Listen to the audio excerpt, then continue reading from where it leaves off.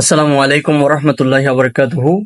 কি অবস্থা, সবাই কেমন আছেন? আজকে অনেকদিন পর আমি প্রাণপ্রিয় প্রতিষ্ঠান চট্টগ্রাম জামিয়া আহমদিয়া সুন্নিয়া আলিয়া মাদ্রাসা নিয়ে কিছু কথা বলবো। আমি জামিয়াতে পড়তেছি 2019 সাল থেকে এই পর্যন্ত আল্লাহর রহমতে আপনাদের দোয়ায় অধ্যয়নরত আছি জামিয়া আহমদিয়া সুন্নিয়া আলিয়া মাদ্রাসাতে।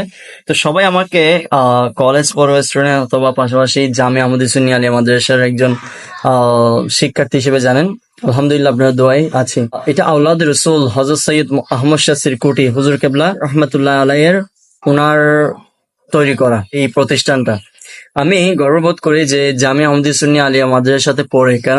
কারণ কোনো আল্লাহর ওয়ালি, কোনো আওলাদ রসুল, দেখেন আওলাদ রসুলের নিজের হাতে বানানো এই জামিয়া তৈরি করছে নিজের হাতে।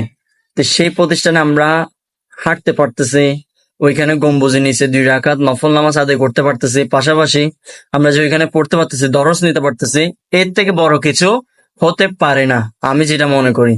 আমি অল্প গ্রেড নিয়ে আমি আলিম প্রথম বর্ষতে ভর্তি হয়েছিলাম 2019 সালে।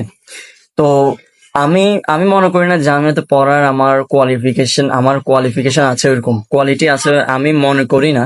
তারপরও আমি অল্প এই গ্রেড পয়েন্ট নিয়ে আমি জামিয়াতে ভর্তি হইতে পারছি, অথচ অন্যান্য প্রতিষ্ঠানের রোল 1 এবং রোল 2।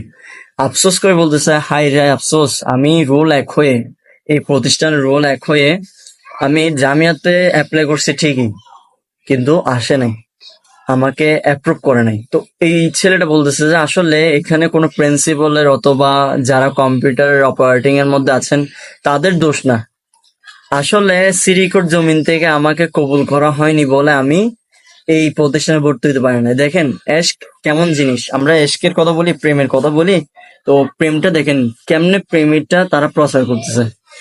তো আমি যেটা বলতেছিলাম, প্রতিষ্ঠানে পড়লে আপনার থেকে এই প্রতিষ্ঠান বললে হবে না। এই পুলিশ ডিপার্টমেন্টের অনেকজন জামিয়ার স্টুডেন্ট, ইঞ্জিনিয়ার লেভেলের মধ্যে আছে ওরা জামিয়ার স্টুডেন্ট। তারপরে টেক্সটাইল ইঞ্জিনিয়ারের মধ্যে যারা আছে তারাও অনেকজন দেখছি জামিয়ার স্টুডেন্ট। আসলে ভাই জামিয়াতে পরে আমি কিছু হওয়ার দরকারও নাই। আমি যে জামিয়াতে পরে আমি যে হুজুর কেবলার একটা নেগাকরম পাইছি, হ্যাঁ, পাশাপাশি যে জামিয়াতে পরে আমি মানে কিছু একটা শিখছি। আর যারা আমাকে একজন ভালোবাসার ভাই হিসেবে মনে করেন, আমি তাদেরকে বলবো জামিয়া নিয়ে কোনো কটূক্তি করবেন না। দরকার হলে জামিয়ার জায়গায় থাক, আপনি আপনার জায়গায় থাকেন। যেখানে ওলামায়ে কেরামরা পর্যন্ত হিমশিম খায় এই জামিয়া নিয়ে কথা বলতে গেলে, বাতিলের কথা বলতেছে। তো ওই জায়গায় জামিয়া নিয়ে কথা বলার দরকার নেই। কে যে যেরকম আছে তাকে সেরকম থাকতে দেন। যখন একটু ঘেঁষে আগুন যখন জ্বলাই দিবেন, এটা যেরকম হুপ করে ধাও করে আগুন ধরে ওঠে, ঠিক সেম জামিয়া রেস্টুরেন্টে এভাবে হুট করে আগুন ধরে গেলে তখন আপনি আর নিস্তার পাবেন না। কথাটা আমি কেন বলতেছি আপনারা বুঝতে পারতেছেন, এখনকার জেনারেশন এমন গেছে। ইভেন কি আমি মানে এখন সোশ্যাল মিডিয়ার মধ্যে ওইটা করতেছে কি, নবীজি সাল্লাল্লাহু আলাইহি সাল্লাম নাকি 40 বছর পর নবুয়ত পাইছে। অথচ আমি ক্লাস 9-10 থাকতে ওইখানে একটা ইতিহাস বইয়ের মধ্যে পাইছিলাম কি, নবীজি নবুয়ত পাইছে যে 40 বছর পর। নাউজুবিল্লাহ। তো যাই হোক, এগুলো নিয়ে কথা বলিও মানে দরকার নাই, কারণ যে যেরকম সে সেরকমই থাকবে। সুন্নিরা তো সবসময় এটা নিয়ে অনেক করছে, তো প্রতিবাদ করছে, কিন্তু যে লাউ সে কদু, তো তারা তো চেঞ্জ হয় নাই। তা আমি বলবো দরকার নাই। যদি বেশি প্রয়োজন হয় আপনারা অবশ্যই মোনাজারার মধ্যে বসবেন আমাদের ওলামায়ে কেরামদের সাথে অথবা শাইখদের সাথে।